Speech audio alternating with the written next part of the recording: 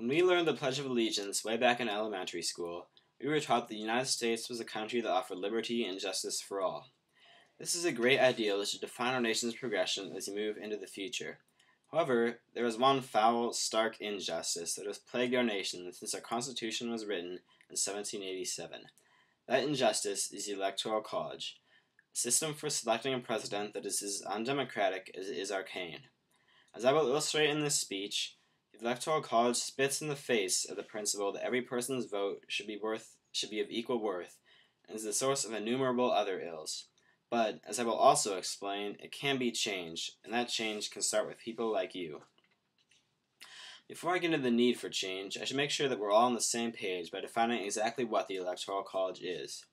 To excerpt from the part of the Constitution that establishes the college, each state shall appoint, in such manner as the legislature thereof may direct, a number of electors equal to the whole number of senators and representatives to which the state may be entitled in Congress.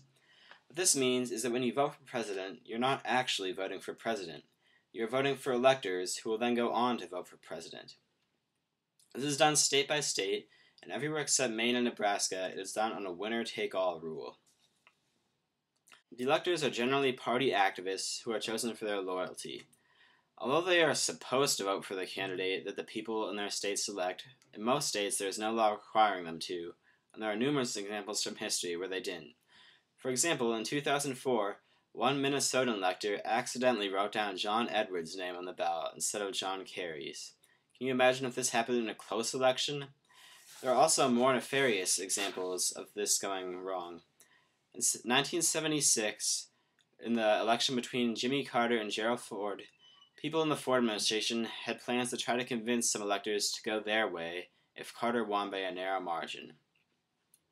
Bob Dole, Ford's running mate, admitted as much, saying we were looking around for electors. We needed to pick up 3 or 4 after Ohio. Another unfortunate tendency of the Electoral College is that it sometimes turns winners into losers and losers into winners.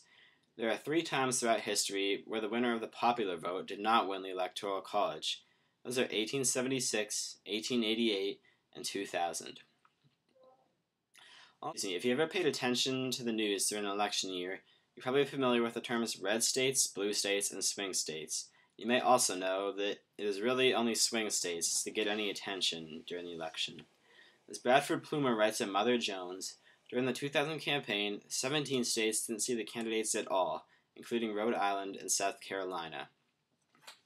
It is unacceptable that some states, those swing states such as Ohio and Florida, are given so much more attention than every other state, and it undermines the principle that every person's vote should be worth the same.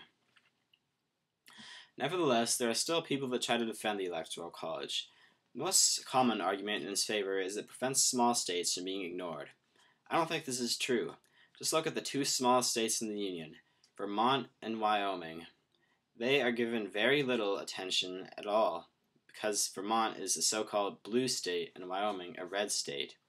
Many other small states are also like this. Besides this, small states are already given huge roles in the primary elections, and they also have tremendous say in the Senate, which could also influence how presidents visit the states, because they will want to get the senators from those states on their side.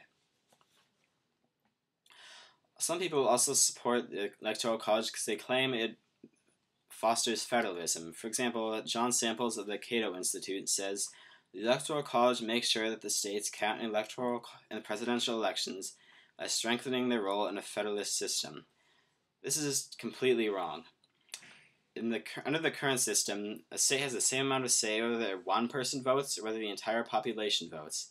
Thus, the states have no incentive to really do anything to boost turnout. If the Electoral College were gotten rid of, every state will try to do the best it can to get as many people from their state to vote as possible. So this will give them a constructive role to play and increase the state's role in our federal system. Another thing is the issue of independent candidates. Some people say they don't want the Electoral College to be gotten rid of because then there will be lots of third-party and independent candidates that will divide the vote so that no one gets a clear majority.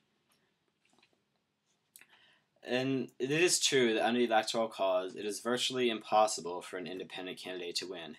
Just ask Ross Perot, who got 20 million popular votes in 1992, but not a single electoral vote.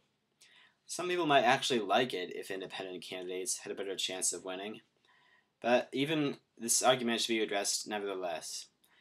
Akhil Amar, a constitutional scholar, makes an analogy of presidential elections with state governors who are already elected by a popular vote.